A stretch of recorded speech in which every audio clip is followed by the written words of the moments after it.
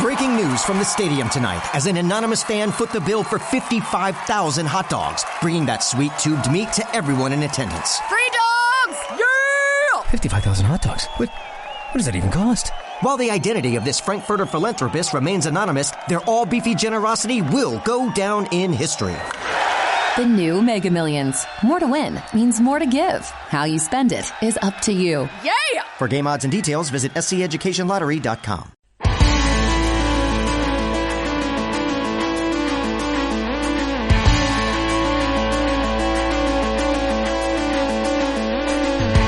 Bienvenidos a Corazón Churiurdín.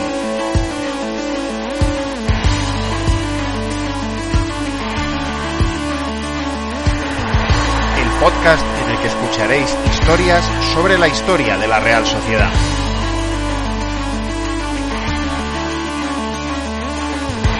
Soy Juan Rodríguez Millán. Arrancamos.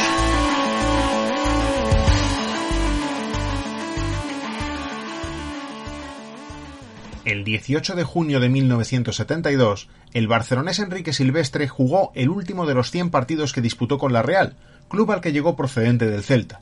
Con su marcha se abrió un larguísimo periodo en el que la Real no fichó a jugadores nacionales no vascos, 30 años nada menos.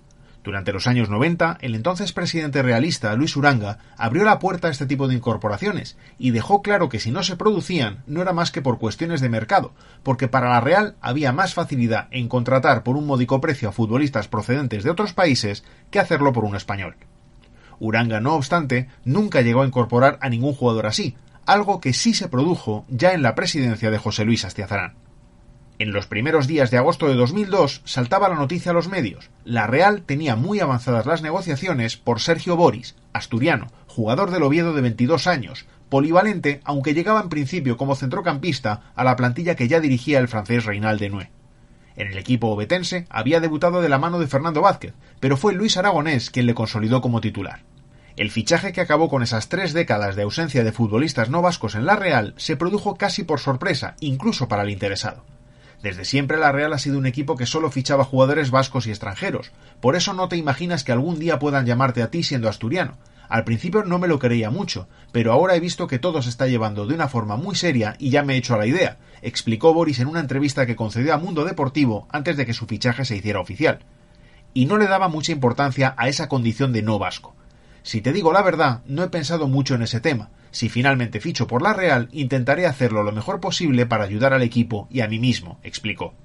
La primera reunión entre Real y Oviedo se produjo a finales de julio y el acuerdo entre los clubes se cerró con mucha rapidez. Los realistas pagarían algo más de 1,5 millones de euros por el futbolista. No obstante, el fichaje se demoró porque el acuerdo entre el Oviedo y el propio Boris dio muchos más problemas. La clave estaba en una cantidad de dinero que el Oviedo ya había pagado a Boris y que quería de vuelta como parte del acuerdo para su traspaso. Manuel Lafuente, presidente del Oviedo, explicó que habían llegado a un acuerdo con Boris, entonces representado por Fernando Redondo, pero que a la hora de cerrar el finiquito del jugador, negó dicho acuerdo. Si no admite nuestro acuerdo, no será traspasado, llegó a decir Lafuente. Tan tensas se pusieron las negociaciones que incluso llegaron a romperse una semana después de que Real y Oviedo hubieran acordado las condiciones del traspaso. Nosotros le hemos propuesto una contraoferta a la oferta que él nos comentó el jueves, pero la ha rechazado. Ha dicho que la única oferta válida era la suya y que no iba ni a valorar la nuestra. Lógicamente, ante esa disposición, hemos decidido que no estamos dispuestos a devolver tanto dinero y he roto las negociaciones de forma definitiva. Lo que no es normal es que estemos dispuestos a condonar una cantidad mayor de la que él nos ofrece en concepto de deudas. Todo tiene un límite, dijo entonces el jugador, que estaba ya dispuesto a quedarse en el Oviedo y renunciar así a su marcha a la Real.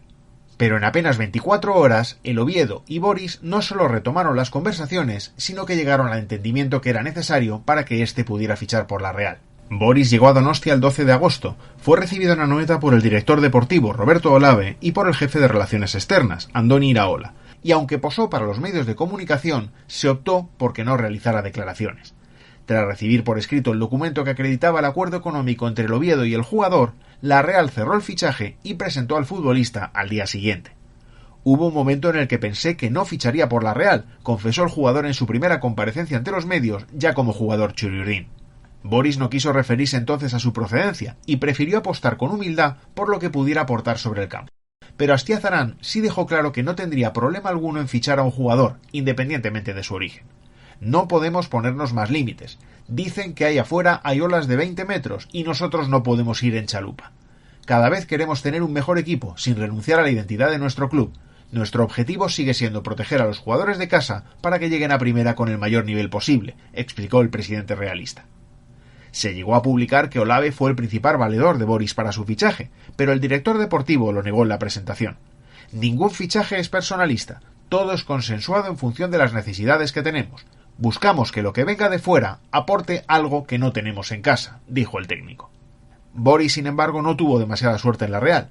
En los 4 años de contrato que firmó en 2002, jugó un total de 42 partidos, 25 de ellos en la primera campaña, en la que formó parte de la plantilla que se proclamó subcampeona de Liga. En el segundo año de Denue apenas tuvo oportunidades, solo jugó en 7 ocasiones, y la llegada a la Real de José María Morortu le trajo la etiqueta de transferible. Estuvo cedido en el Córdoba, en segunda, pero llegó a estar 3 meses apartado de la disciplina del equipo verdiblanco. Regresó a la Real para cumplir la última de sus 4 temporadas, y al acabar su contrato recaló en las filas del Numancia.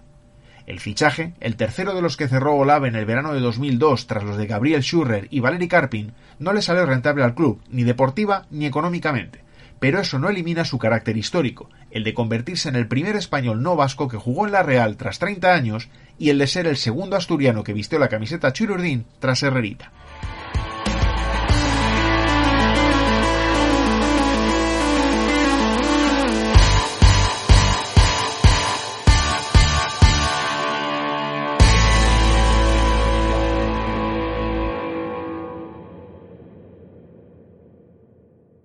One lottery ticket makes a big difference for our state students. And when I say big, I mean bigger than jackpot big. Since 2002, South Carolina students have benefited from more than $6 billion in lottery-funded scholarships and grants, including the Life, Hope, and Palmetto Fellow Scholarships. With every lottery play, you're supporting our students, and that adds up in a big way. That's why education is our middle name. Learn more at sceducationlottery.com/betteryou.